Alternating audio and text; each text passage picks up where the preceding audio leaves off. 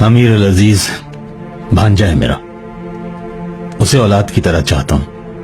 اس کی خدمت اور اس کے حکم کی تعمیل کے سوا کسی شے سے غرض نہیں رہی مجھے. لیکن ہر روز مختلف ملکوں سے وحشتناک خبریں آ رہی ہیں. عباسی خلیفہ کے محل کے اندر، خوارزم شاہ کے پایہ تخت میں، قاہرہ میں، بغداد میں، ہر مسلم سلطنت میں جو بھی نیک دل وزیر ہیں یا پھر عمراء ہیں، انہیں چن چن کر مارا جا رہا ہے.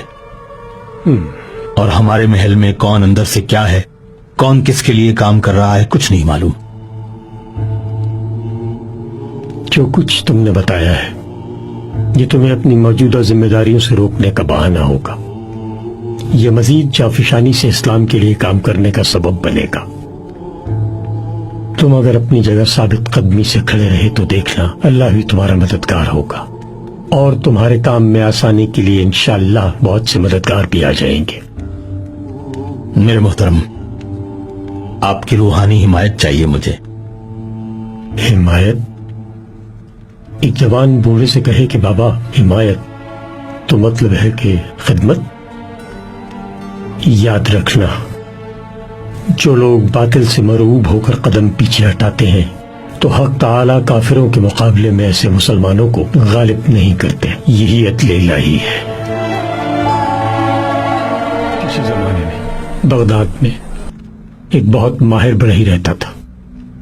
عمر کے آخری حصے میں اس نے ایک بہت خوبصورت منبر بنایا، بہت ہی حسین و دلکش. صدف اس پر جڑے ہوئے، اخروٹ کی لکڑی کا بنا ہوا، محنت سے تیار کیا ہوا. جو بھی دیکھتا اس کی خوبصورتی دیکھ کر دانتوں میں انگلیاں دبا لیتا.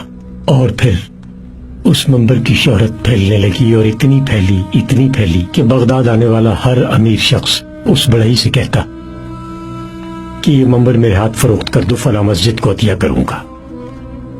لیکن بڑھئی کا ہمیشہ ایک ہی جواب ہوتا، نہیں جناب، یہ منبر مسجد اقصی میں سجے گا. لوگ تعجب میں پڑ جاتے کہ بھائی مسجد اقصی تو عیسائیوں کے قبضے میں ہے. بڑھئی سب کی باتیں سنتا اور پھر ایک ہی جواب دیتا، میرا کام بس اتنا ہی تھا، میں ایک فنکار ہوں، منبر بناتا ہوں.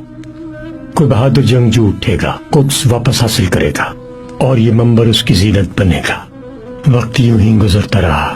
منبر کی کہانی شہر میں بچے کی زبان پر آ چکی تھی.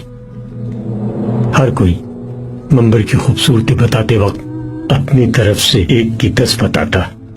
پھر یہ کہانی 7-8 سال کے ایک بچے نے سنی، مگر وہ منبر کی خوبصورتی سے زیادہ اس کے بنانے والے کے جذبے سے متاثر ہوا. اور پھر 40 برس گزر گئے اور وہ منبر اسی بہادر کے ہاتھوں مسجد اقصی میں جا کر نصب کر دیا گیا. لوگ اسے صلاح الدین ایوبی کے نام سے جانتے ہیں. ہمارا کام بھی بس اتنا ہی، ہمیں بھی اس بڑھئی کی طرح بس ایک منبر بنا کر رکھ دینا ہے، اور پھر اسے اس کی منزل تک پہنچانے والا کوئی بہادر خود بخود ابھر کر سامنے آئے گا. اے آسمانوں اور زمین کو پیدا کرنے والے میرے رب، تو ہی ہر راستے اور ہر منزل کا خالق و مالک ہے.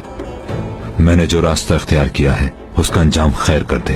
یا اللہ، تو خوب جانتا ہے کہ مجھے تاج و تخت اور ملک و مال کی کوئی خواہش نہیں. میرا مقصد تو صرف تیرے نام کو سربلند کرنا ہے. میرے تلوار چلانے کا مقصد صرف اور صرف تیرے انصاف کو قائم کرنا ہے. اگر میں اس راستے سے بھٹک جاؤں یا میری عقل پھر جائے تو اے میرے رب، میرے دل کو برحق اہل شمشیر کے راستے کی طرف پھیر دینا. میرے دل کو راہ حق سے راہ ابلیس کی طرف پھسلنے نہ دینا. مجھے کبھی سرنگو نہ ہونے دینا. اور یا اللہ، مجھے اور میری نسلوں کو اپنی راہ کی خدمت کرنے اور اس کوشش میں شہید ہونا نصیب کرنا. آمین یا رب العالمین.